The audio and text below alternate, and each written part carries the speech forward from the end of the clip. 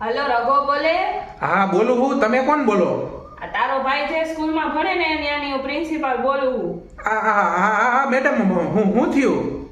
તારા ભાઈને કઈ ઘરે શીખડાયું હે કે નથી શીખડાયું? મેડમ, અમે બધું શીખડાવતા હોત તો અમે અહીંયા નિશાળ ખોલી નો નાખી ઘરની. પણ અમુક વસ્તુ તો તારે શીખડાવી પડે કે નહીં? પણ થયું હું કે તમે પોતે અત્યારે મને ફોન કર્યો? હવે ઈ રોજે રોજ સ્કૂલે આવી અને ટીચરને એને કહે છે કે રોજે રોજ મારે બાથરૂમ જવું છે. એ તો મેડમ બધાને લાગે ને જવું હોત પડે, એમાં હું? પણ એની વારે બીજા 10 છોકરા આવે જાય છે અમે. એ તો 10 છોકરાને લાગતું હોય તો 10 નહીં જવા દેવા પડે ને, કઈ એમાં ના થોડી પડાય છે. પણ એકવાર જવા દીધા એમાં વાહે અડધી કલાકે તોય પાછા નથી આવતા. તો એમાં હું શું કરું અડધી કલાકે નો આવે તો?